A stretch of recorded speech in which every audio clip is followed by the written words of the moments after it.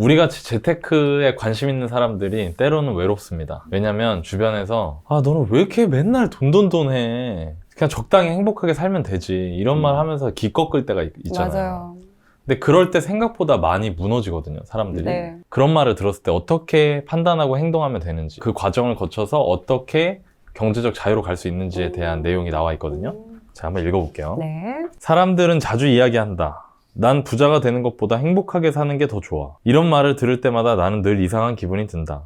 나는 부자인 적도 있었고 가난한 적도 있었지만 두 경우 모두 행복하기도 했고 불행하기도 했다. 나는 왜 사람들이 부자가 되는 것과 행복해지는 것 사이에서 선택해야 한다고 믿는지 이해할 수가 없다. 이 교훈을 생각할 때마다 나는 이런 생각이 든다. 사람들은 사실 나는 부자가 되기보다 안정감과 편안함을 느끼고 싶다라고 말하는 게 아닐까? 왜냐하면 그들은 불안하거나 편안함을 느끼지 못할 때에는 행복하지 못하기 때문이다. 하지만 내 경우에는 부자가 되기 위해서라면 기꺼이 불안과 불편함을 감수할 각오가 되어 있었다. 나는 부자일 때도 있었고 가난할 때도 있었다. 행복할 때도 있었고 불행한 때도 있었다. 그렇지만 단언컨대 가난하고 불행한 때가 부자이면서 불행한 때보다 훨씬 더 불행했다. 나는 또 이런 이야기도 이해할 수가 없다. 돈이 있다고 행복해지는 것은 아니다. 물론 틀린 말은 아니다. 그러나 나는 경험상 돈이 없을 때보다 돈이 있을 때가 더 기쁘고 행복했다. 하루는 청바지 주머니 속에서 10달러짜리 지폐를 발견했는데 고작 10달러였지만 이상하게 기분이 좋았다. 돈을 내야 할 청구서를 받을 때보다는 돈을 받을 때 더 기분이 좋다. 어쨌든 나는 그렇다. 나는 돈이 수중에 들어오면 행복하고 돈이 나를 떠나면 슬퍼진다. 제가 지금 읽어드린 데서 제일 충격적이었던 거는 나는 왜 사람들이 부자가 되는 것과 행복해지는 것 사이에서 선택해야 한다고 믿는지 이해할 수가 없다. 이 내용이었어요. 왜냐면 내가 부자가 안 돼봤잖아. 그렇죠. 부자가 안 돼봤으니까 이전에 내가 있던 그 부자에 대한 막연한 사고방식, 뿌리 깊게 박혀있는 거, 그게 있었던 거예요. 그래서 사실 이거 보면 결국에 그 얘기거든요. 부자가 되는 거랑 행복해지는 거는 별개로 생각할 수 있다는 거예요. 둘 중에 하나를 선택해야만 하는 게 아니라 이 두 개가 동시에 될 수도 있고 동시에 안 될 수도 있는 거잖아요. 하나만 될 수도 있고. 맞아요. 근데 사람들은 이 둘 중에 하나를 뭔가를 포기해야만 하나를 얻을 수 있다고 생각을 한다는 거죠.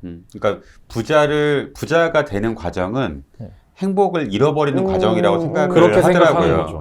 네. 근데 그게 아니라는 거지. 그러니까 꼭 부자가 되려면 내가 행복을 포기해야 돼. 맞아. 라고 생각한다는 거지. 이 두 개가 그냥 같이 될 수도 있고 또 어떤 경우에는 둘 다 안 될 수도 있어. 맞아요. 그리고 어떤 때는 둘 중에 하나만 될 수도 있어요. 근데 꼭 마치 둘 중에 하나를 포기해야만 얻을 수 있다고 생각을 한다는 거지.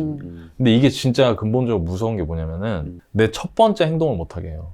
맞아요. 내가 세상이 불행해지고 싶은 사람이 어딨어요. 나 이제 재테크 공부해야지, 투자 공부해야지 할 때 여러분들도 분명히 주변에 그런 사람이 있었을 거예요. 적당히 해. 너 또 그 월급쟁이 부자들인가 뭔가 너 그거 보고 있냐? 죽을 때 돈 싸지 뭐 할래? 그래. 죽을 때 돈 싸진 뭐 메고 갈 거야? 리얼하다. 못하지? 많이 해본 목소리야. 야, 관짝에 못 실어. 막 이 얘기만 하잖아. 근데 그거를 들을 때마다 내가 돈을 벌어서 돈을 버는 것과 동시에 행복을 경험해보지 못하면 그 말이 맞는 말 같아. 나도 그랬거든. 근데 제가 되게 신기한 게 뭔지 아세요? 내가 그거를 경험으로 깨달았는데 돈을 벌고 내가 이제 부에 가까워질수록 돈은 좋은 거야. 돈이 많으면 행복해지는 거야. 행복에 가까워질 수 있어. 아니면 하다못해 돈이 있으면 불행을 막을 수 있어. 라고 말하는 사람들이 점점 늘어나, 내 옆에. 그러면서 내가 깨달았던 게 TV에 나오는 그 불행하고 막 인성 최악의 부자들이 전부가 아니구나. 인성이 최악인 거랑 부자냐 가난한 거랑 또 별개의 문제구나. 그런 생각을 되게 많이 깨달았거든요. 전 그런 것 같아요. 저도 4,000원, 제 부자들, 주변 부자들 4,000원짜리 커피 쿠폰에 행복해 하거든요. 맞아. 너무 좋아. 누가 4,000원짜리 커피 쿠폰에 행복해. 그리고 과태료 딱지 맞잖아? 그거 되게 불행해. 그러니까 뭐냐면, 그냥 일반 사람들이나 부자나 똑같고요. 행복을 느낄 수 있는 부분, 불행을 느낄 수 있는 부분도 비슷해요. 근데 다만 분명한 거는 여러분들이 부를 추구하기 위해서 행복을 포기해야 된다는 건 아니라는 거예요. 그러니까 그 얘기가 저는 너무 많이 와닿고 인상 깊어서 이 내용을 말씀드렸습니다. 나이님 얘기한 부분이 사실 미국에서 대학에서 연구한 적이 있어요.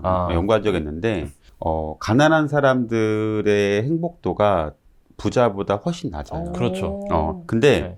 부자들은 또 어느 수준이 넘어가면 행복도가 더 커지진 않아. 돈 때문에 네, 커지진 그러니까 않아. 그 결과로 나온 거는 가난하면 행복하기 어렵다. 그렇지. 반대로 맞아요. 부자라고 모두 행복한 건 아니다. 그렇죠. 그러니까 그렇죠. 최소한 불행을 피하기 위해서 가난을 벗어나야 되는 거는 반드시 해야 되는 거다. 하지만 부자가 되면서 동시에 또 행복은 별도로 공부하고 연구해야 된다라는 게 그 연구였어요. 네, 되게 공감 많이 되더라고요. 진짜 진리다, 진리. 저 같은 경우도 예전에 이제 서민가부도 추천 많이 해주셨잖아요. 그런 걸 볼 때, 그럼 이제 막 그 성공하신, 자수성가하신 분들의 그런 과정들이 나오잖아요. 부자가 되고 싶긴 한데, 그 과정을 보면 너무 처절하고, 너무 고단해 보이고, 너무 힘들어 보이는 거예요. 맞아요. 그러면서, 물론 누군가는 그걸 보면서, 그래도 내가 상황이 더 낫네. 나는 그럼 더 성공할 수 있는 확률이 높겠다라고 생각하는 사람이 있을 수도 있겠지만, 대다수나 아니면 저 또한 그 당시에는 와 저렇게까지 해야 돼? 저렇게 악착같이 해야 돼? 그래야 성공하는 거야? 근데 그 성공 또한 자신할 수 없는 거예요. 왜냐면 이분 같은 경우는 성공을 했으니까 나온 거지만 그렇게 똑같이 열심히 하고 했음에도 불구하고 결과가 안 좋은 경우도 있을 거 아니에요. 그걸 생각하면 나는 또 저런 근성도 없는데 그럼 나는 더 성공하기 힘들 것 같은데 그냥 덜 벌고 덜 쓸란다. 이렇게 했더라고요, 저 또한. 근데 이제 저도 이제 몇 년간 투자 글을 해보면서 느끼는 게 물론 그 과정이 녹록지는 않지만 그 과정 안에서 충분히 또 해나가는 과정에서 또 자존감이 또 올라가는 경우도 은근히 상당하게 많이 있고 그러면서 오히려 얻는 게 더 많았고 부자가 돼서 제가 최근에 올해 양가 어머님의 그 용돈을 올려드렸어요. 생활비를. 여러 가지로. 그러니까 그전에는 그러니까 요즘 사람 됐어. 효도 너무 훌륭해요. 효도로 흡수하시네. 그러니까. 제가 예전에 그러니까 결혼하고 보통 결혼하기 전에는 우리 양가에 몇십만 원씩 똑같이 드리게 이런 얘기 하잖아요. 꼭 결혼하기 전에 막 30-40만 원씩 드리게. 근데 막상 결혼하면 어때요? 그 돈 못 드려요. 어렵지. 양가를 다 드리기가. 양쪽 다 하는 게 쉽지가 않아요. 저희도 처음 시작할 때 양가에 10만 원씩밖에 안 드렸어요. 이제 어머님들만 계시니까 그래도 그냥 10만 원씩만 드리는데 그 10만 원을 계속 지금까지 인플레이션 하나도 반영하지 않고 지금까지 그냥 매달 10만 원씩 드린 올려드린 거예요. 게 11만 원 이런 거 아니지? 12만 원 이런 거 아니지? 물론 그것만 드린 건 아니죠. 물론 이제 생신이나 행사나 이런 경우에는 이제 감동이 깨질 뻔했어 지금 약간. 목돈을 이제 그런 경우에는 행사가 있거나 그런 경우에 이제 목돈을 드렸는데 제가 생각해 보니까 목돈을 드리는 것도 내가 기분이 나고 좋으실 수도 있지만 오히려 이 두 분한테는 좀 고정적으로 들어오는 수입이 좀 더 이렇게 올라가는 게 오히려 이분들이 살아가는 데 있어서 훨씬 더 좀 마음이 편하시지 않을까? 다음 달 또 걱정해야 되고 막 이런 거를 생각했을 때 그래서 좀 올려드렸어요. 많이 올려드리고 싶었으나 이게 또 계속 가야 되는 거잖아요. 중간에 가다 또 끊기면 안 되니까 어느 정도 적정선을 그래도 충분하게 좀 더 많이 양가 똑같이 이렇게 올려드렸고 전화를 이제 드렸는데 너무 그 마음이 제가 말씀을 드리는데 또 어머님은 아니다 하고 괜찮다고 막 하시지만 아니요 제가 돈 잘 벌어요 어머니 며느리 잘 벌어요 다 받으셔도 돼요 어머니 저희 하실 멋지다. 때 조금 또 도와주셔서 또 날 잘해주시고 저희 애들도 잘 많이 봐주셔서 이제 제가 좀 보답해야죠 이렇게 하고 이제 했는데 끊고 나서 제가 스스로 너무 맞아. 기분이 너무 좋은 뿌듯해. 거예요. 그러니까 뿌듯하다기보다 한편으로는 이런 생각도 들었어요. 그러니까 자식이 부모한테 돈 주는 것도 너무 행복한데 부모인 우리 부모님들은 자식한테 돈을 주고 싶을 텐데 더 그 행복이 크다는 걸 아심에도 불구하고 못 줬을 때 그러니까 양가 결혼할 때 못 보태줬던 것들이 있었잖아요. 그때 얼마나 속상해 하셨을까 그런 생각도 같이 또 드는 거예요. 그치. 부모 입장은 또 그렇지. 네. 이해가 되는 거죠. 오히려 부모 입장에서는 더 해주고 싶고 자식한테 해주는 게 낙일 텐데 그러면서 이번에 좀 그렇게 하니까 너무 행복한 거예요. 그러니까 금액이 크고 작고를 떠나서 이것도 내가 여유가 있어야지.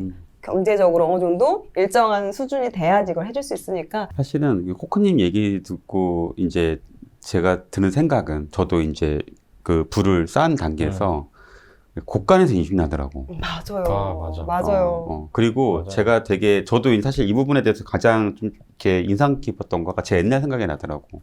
그 예전에 제가 아르바이트를 했는데, 고전은 저 사실 워낙 가난하니까, TV에 나오는 부자들은 다 이렇게 나쁜 사람들이잖아. 그러니까 이제, 약간 그럴 거야 라고 맞아요. 하면서 생각했는데, 거기 사장님이 너무 좋은 분이었어요. 되게 저 그때 대학생인데, 막 이렇게 더 뭐 하라고 선물도 주시고, 생일도 챙겨주시고, 물론 큰 돈은 아니지만, 근데 그 마음이 되게 그렇더라고. 그래서 저도 그때, 또 그분이 그때 되게 좋은 차 같은 거 타고 다녔어. 약간 그때 뭐 엘란 이런 거 있었거든. 네. 엘란 이런 거 있었거든. 네. 아우, 그거 스포츠카인데? 약간 그런. 아우, 그거 스포츠카인데? 약간 그런 거 되게. 1세대 근데 스포츠카. 나이가 이렇게 아주 많지는 않았어. 네, 지금 네. 나보다 훨씬 젊었던 건 네, 나이님보다 더 젊으신 것 네. 같아. 그래가지고 그때 근데 그런 모습들이 나도 저런 부자가 됐으면 좋겠다. 나도 좀 형편이 돼서 누군가를 좀 도와줄 수 있는 뭐 이렇게 선물도 줄 수 있고 이런 내가 그런 마음적인 거. 그래서 제가 너무 그전에는 이분법이었구나. 라는 걸 알고 또 그분 때문에 아마 나 저런 부자가 되고 싶다 라는 생각을 아마 처음 했던 것 같아요. 근데 많은 분들이 아직도 조금 부자는 나쁜 사람? 그럼 사실 가난하다고 다 착한 건 아니잖아요. 맞아요. 그렇죠. 네, 그러니까 사실은 이런 것들에 대해서 너무 사실 스스로가 근데 아까 난 얘기처럼 시작하려고 하는데 자꾸 이제 그걸 뭐 막는 이렇게 거죠. 네. 너 이렇게 뭐 행복 근데 사실은 아까 말한 것처럼 불행해지지 않으려면 가난은 피하는 거는 반드시 필요한 것 같아요.